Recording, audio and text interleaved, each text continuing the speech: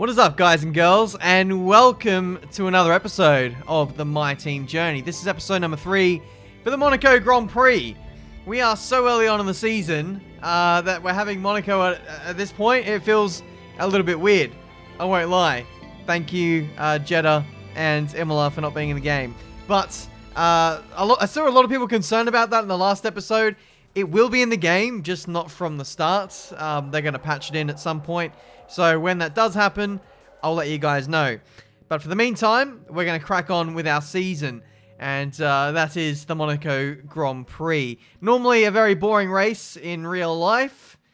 Thankfully, though, the game is often the complete opposite. So heading into this race, we have some research and development rewards for, I guess, putting up with an ERS fault. I don't remember having any kind of ERS fault. But, okay, I think it might have been my teammate, actually, who had a fault. I can't remember if it was this last episode or the first episode. But Marcus definitely did have something go wrong with his car. And maybe that's the reward coming through now for dealing with it, I suppose. Anyway, we got 2.5k worth of resource points to spend in this episode. We're going to do so. We are going to be limited by the amount of facility upgrades we have, because unless we have spec 1, you can only do 1 upgrade per department at one time, and you're only limited to a certain amount of upgrades within spec level 0. But I think we're fine. I think for the most part we have spec level 1, apart from maybe chassis, so that's something I am going to target in this episode. But guys, if you're enjoying this series, make sure you smash that like button and subscribe to the channel if you're new to see plenty more racing game content.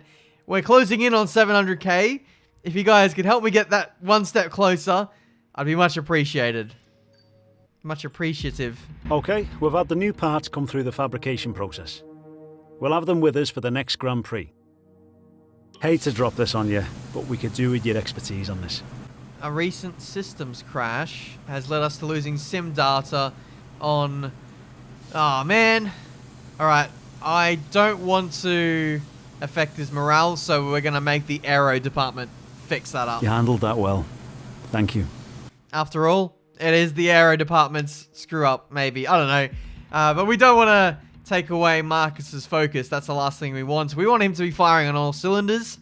And, you know, he hasn't got off to the best start so far this season. I think he's 0 from 2 in terms of race performances against me.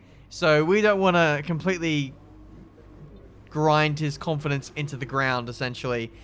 But performance index heading into this race, it looks like we've been overtaken by Alfa Romeo. The only upgrade we made heading into this race was a durability upgrade to the gearbox, which gives us nothing in terms of performance, really. So bit of a backward step, I suppose, or a side step, if you will, while everyone else continues to improve their car. I had a feeling that this was going to be the case with the settings that we've got on. Slower resource development, slower cash gain, and also being limited by the lack of facility upgrades we've got at the moment means we've severely got to start earning money in order to keep pace with the bigger teams in F1. But you know what? We've got off to a good start. We've got the constructors' points that we need so far. We're just trying to hold on for the ride, I suppose, and stay in a lofty constructors' position for now. That's going to be the target. But it's interesting to see that the formula is completely different. Fast starting, and then potentially all the momentum might go the other way of the other teams. So we've got to do our best job to reclaim that momentum. But anyway, we dealt with Practice 1 and Practice 2. Pace at Monaco, as you would expect, is pretty strong. Then for Practice 3, I let the game do the practice programs that I couldn't complete. Either I wasn't fast enough or I didn't do a good enough job. And that's picked up the slack for me. So we should be able to get maximum resource points out of Friday practice. And this is something I'll be utilizing for the rest of the season, I'd say.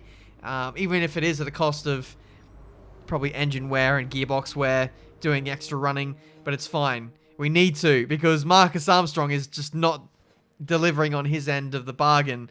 He's barely doing anything in the way of resource point generation and practice programs. He's actually quite lazy.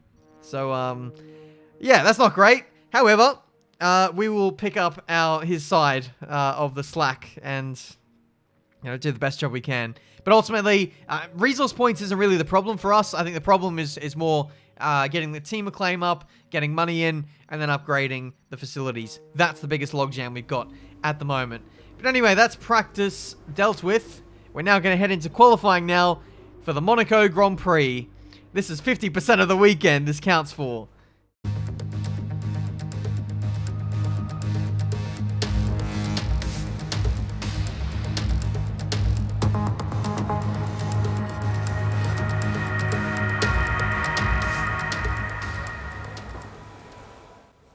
Here we go, ready for qualifying.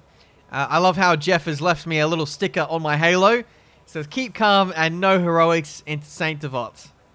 Thank you, Jeff. I will try to remember that on lap 1 of the Grand Prix. Anyway, here we go for the most important qualifying session of the season. Most of the time, your finishing position is often decided by where you end up in quali. Thankfully, though, this isn't real life, and we're able to... I feel like I'm quite good at overtaking at Monaco. I love the challenge of trying to find gaps, of trying to find weaknesses in our rivals and trying to overtake. But potential weakness for us there is we've just hit the wall on the exit of the swimming pool chicane, and that's given us a little bit of end plate damage. It's hard to tell, though, on the damage indicator, but we cross the line. We go P15 with a 109.962, and as you can see there, I'm trying to give myself more damage because we want to make it obvious to the team that there is front wing damage. Sometimes, if you have very, very, very light front wing damage, they won't change it. So we're just making sure that we're setting ourselves up well for the rest of the session if we need to go out again. And I tell you what, we probably might not need to with a 109.9. We're about 3/10 clear of danger. If we can move through into the next part of qualifying with 2 brand new sets of soft compound tires for Q2, that would be monumental, I'd say. 2 minutes to go now. Oh, it's now over for Q1. We'll see where we end up. Daniel Ricciardo, the Australian, tops out qualifying 1 for Q1 in the McLaren. We scroll down and we have 2 Australians on the back row of the grid. I can't believe it. We literally got edged out by everyone. So there was improvements up and down the field. There was some teams improved by like 5 or 6 tenths. Oh, maybe not that dramatic, but a good sizable margin in that final run. I honestly thought I was safe into the next session. And somehow, on my best circuit, that being Monaco, we're starting last. Good day today. Let's have your take on it. Are you serious? Tough luck there. It's not quite where we'd want to be on the grid, but chin up, it's not the end of the world. Formula One returns to Monte Carlo once again today, home to the world-famous Monte Carlo Casino, first opened in 1863. And, of course, a certain road race, first held here in 1929. There's no greater an occasion, no more valuable a win than the Monaco Grand Prix. Anthony Davidson joins me once again in the commentary box, and it's fantastic to have you with us here today. But I'm curious, as a man with experience out on the track, how do you stop those pre-race nerves from becoming overwhelming when you're lining up on the grid? But from the moment qualifying's over, you start to feel the adrenaline in your body build up and the buzz in your stomach as you anticipate the run down into turn 1. It's all a bit like going into battle. And the unknown situation makes you nervous. Those pre-race nerves are a good thing. The day you don't have them means that you don't care anymore. And of course you have to make sure that all the procedures are second nature to you so that they're not taking up too much of your capacity. With the race minutes away from starting, here's what today's grid rundown looks like. Good job yesterday from Valtteri Bottas. The Finn starts from pole position, and it's Lewis Hamilton alongside. Considering the rest of the grid, we have Perez, Leclerc, Carlos Sainz and Ricciardo, Norris, Vettel, Gasly and Fernando Alonso, Stroll, Ocon, Yuki Tsunoda and Raikkonen, Verstappen, Giovinazzi, Nikita Mazepin and George Russell, Mick Schumacher, Latifi, Armstrong, and Benjamin. And with preparations almost complete, let's head down to the track. After the points finish last race, let's aim to keep the momentum going. Thank you, Jeff. We will do our best to try not to engage in any heroics down into Saint Devote. Anyway, I think the grid is pretty normal apart from Max Verstappen, who's down in P15.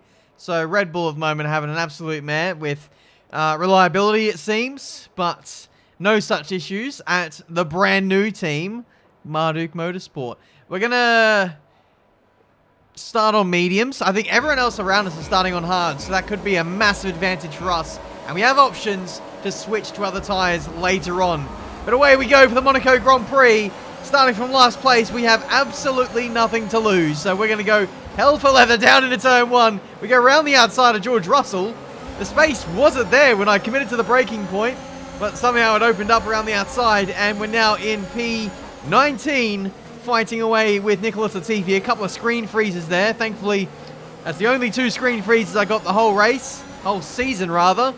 It's, yeah, we move up the inside of one of the Alfa Romeos. That's Giovinazzi dealt with. Raikkonen blocking off the racing line there, unable to progress any further. We try and hang it round the outside of Raikkonen at the Lowe's hairpin, but to no avail. We bide our time for now. So I reckon starting on the medium compound tyre is a brilliant strategy, given that everyone else is on hards, and there's a bit of a warm-up phase to those, so they're going to have shocking pace. Oh my goodness. Nearly got the braking wrong into the Novell chicane. In fact, I did. I had to correct to stop myself from ending up in a barrier and creating an F1 memento for a few people in the crowd. Anyway, around the outside of Raikkonen now into Raskas. He's going to cover the inside into the last corner. He's going to be pretty compromised through here. We're going to go up into... Oh, overtake. There's no Rich. I miss saying Rich and overtake. We go around the outside of Raikkonen at turn 1. Not for the first time this race. And there we go. We get another position on the outside line at turn 1. We have absolutely no right to gaining a position at that part of the racetrack, but somehow we're actually making it work for us, which is absolutely crazy. Yuki Tsunoda up next. He's on hard compound tyres. Verstappen, interestingly enough, on softs. No, he got the penalty, so he qualified in Q3, or into Q3 on the softs, so he's trapped with no track position and on the worst tyre. It'll be interesting to see what the strategies are as we lose the back end. What the strategies are for the AI today. Are they going to do 2 stops? Even the guys on hard compound tyres, well, given that they're on hard, you'd probably have to say no to that statement. They'll be finishing on the medium. So trying to put pressure on Yuki Tsunoda, trying to get away from the hard compound tyre runners will be crucial for us getting close to the points today. As you can see, we're trying to get close to Yuki. We're going to go up the inside into Raskas here. We're setting it up. But not this time. Not this time. I wanted to do it, but I didn't want to throw away my whole race by chancing it with a move there. So I kind of just felt it out, seeing where he was braking, because he is in a faster car. Is he in a faster car? I don't know. Maybe we're just nailing the race. The race car feels a lot better than what it did in qualifying. I think there might have been some temperature issues potentially giving us some understeer in quali. But regardless, yeah, I feel a lot more confident in the race. And now that we know where Tsunoda brakes, I think we can get in up the inside here with relative ease. Up the inside into Raskas. It's very, very close to the barrier on the inside there. And we get the job done. Nice work. That brings you up a place. Thank you very much, Jeff. That is another place gained. Textbook overtake at Raskas. Very, very risky. But, this isn't my first Monaco Grand Prix. We've been doing these for years. So we know exactly what it takes to get the job done. But, yeah, just leaning on the hours and hours of experience and muscle memory that I have at this place. Worth noting, though, in the race now, I don't know why I've taken, 15 minutes to say this, but the flow of Monaco is not the same as what it was in F1 2020. The understeer is crazy, and that really plays with the flow of the high-speed third sector, I'd say. Getting into the final chicane is not as easy as what it was in the last game.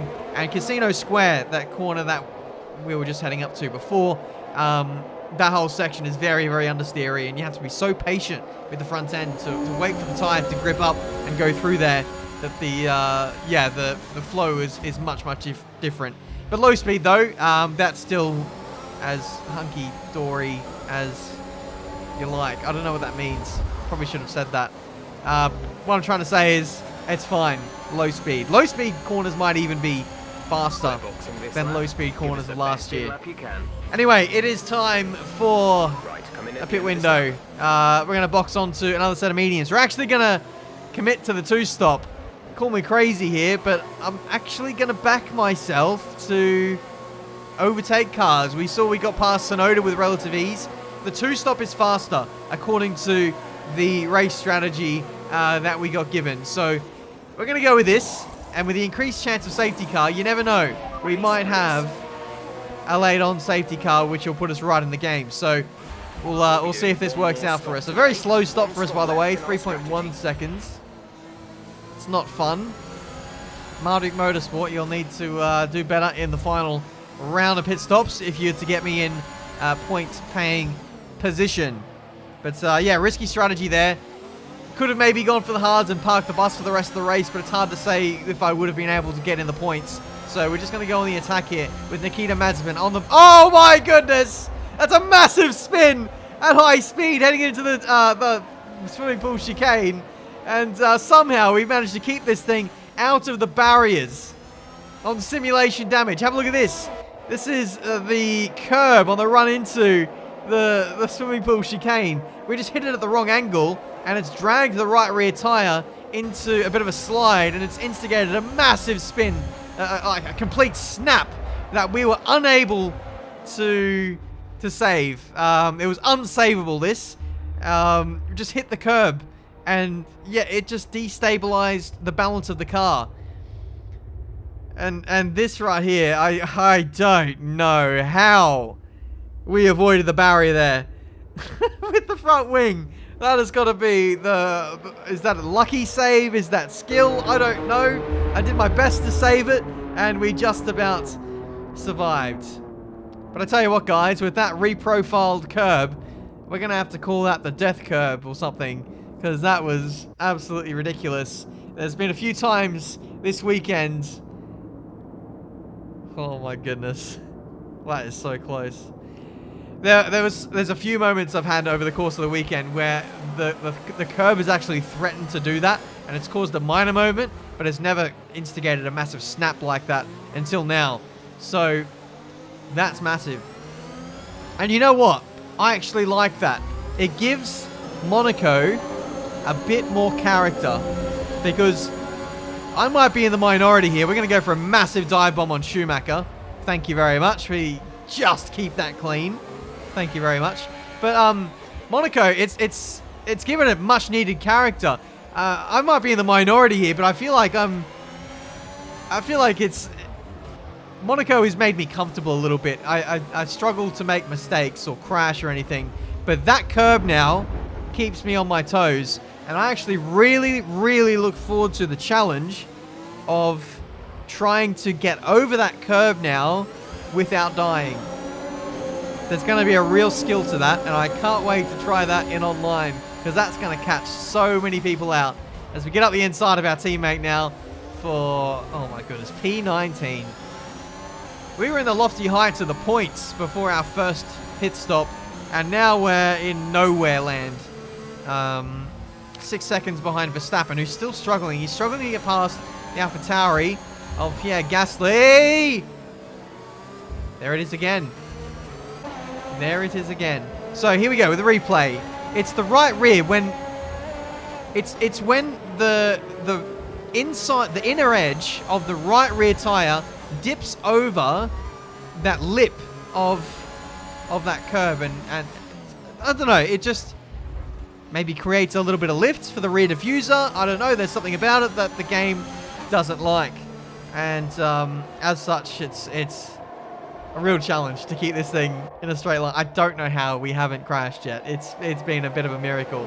We're focusing on George Russell there because he's the man that I'm trying to essentially overcutting this race. If you look at the mini-map, he's a good 20 seconds behind me, give or take.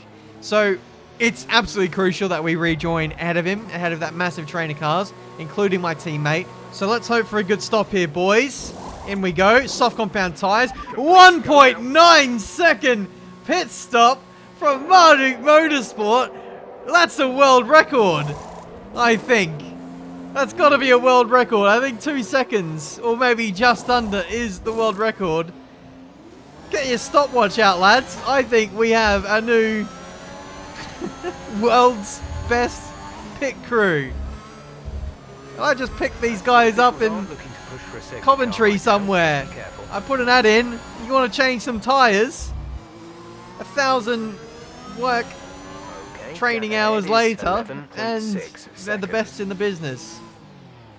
Lovely stuff. Anyway, we chucked in a fastest lap after that fastest pit stop. That you know, it spurred me on to get a fastest lap. That's what it was. But you know, after I realized there was nothing really to aim for in this race, I just backed it off completely. Lewis Hamilton wins the Grand Prix. I haven't even changed gear for the last 3 or 4 laps. I've been running around in 7th gear, cruising, managing the gap to Latifi. It's going to be no points today. I didn't do myself any favors with the mistake, but you live and you learn. P15. Worst Monaco ever? That's the end of the race. We'll see you in Parc Ferme. It's a bit harsh to say that, but you know, the car really isn't there. We did the best we could, starting from P22, so not a bad effort. It's the one that everyone wants to win, and they've only gone and done it. What a fantastic result here at Monaco. What do you think it was, Ant, that gave them the edge over the competition today? Well, this was a real team victory. They put together a solid strategy today that appeared well suited to the conditions out on track. The driver did everything that was expected of them in the moment to really execute the team's plan to perfection. A shining example of how F1 really is a team sport. So after a magnificent race, we can now see the drivers making their way to the podium. Once again, it's the Silver Arrows who take top spot. A well-earned victory for Mercedes. So, Mercedes absolutely kicking clear in this championship. It seems like there's no one that can challenge them. It's Hamilton, who just seems to be keeping form over Valtteri Bottas. But Red Bull are really struggling with reliability. A double DNF for them in the last race in Spain. Here today, Max Verstappen, guessing, had to change components due to failures and stuff. And he just couldn't get back through the pack. He gained 3 spots, but still not enough to get points. Unbelievable. Unbelievable Grand Prix. Massive, massive moment for us. Really, I should have been out of the Grand Prix halfway through the race. I kind of went hell for leather after that. I had a few close coming togethers with my teammate. I absolutely sent it on Schumacher as well. I just thought, you know what? We should have been out, so I completely went for it. But I think that might be my worst Monaco Grand Prix ever. Unless someone has other memories of me doing worse than this. I'm not going to count DNFs. In terms of, like, genuinely how slow the car is, yeah, I feel like that's probably the worst result we've had here at this place. A minute off the pace. In an ideal world, if we did the 1 stop and didn't have the mistake, then maybe we'd be around like Max Verstappen, Pierre Gasly kind of range. But even then, the gap to Stroll is another 8 seconds further up the road. I don't even think points would have been possible today with where we qualified. So again, that was a bottle in itself as well. But yeah, we lose ground in the constructors down to P7. We lose ground in the drivers as well. That's to be expected. We were already in a position that we probably didn't deserve to be in, to be honest. We locked into a couple of points finishes early on in the season. And this is just where we are, to be honest, guys. We're getting out-developed at this point. We need to bounce back strongly. Next race is Baku. Anything's possible at Baku. So I'm going to go full send, as I always do. Do have a decent amount of engine upgrades. We might be better there. I'll try and take away as much downforce as I can to be competitive. But yeah, the other teams are just doing a really good job at this point. So we'll try to fight back. thank you guys so much for watching. Leave a like if you enjoyed. Subscribe to the channel if you're new to see plenty more racing game content. And until the next video, guessing that's going to be Breaking Point. Until then, I'll see you next time.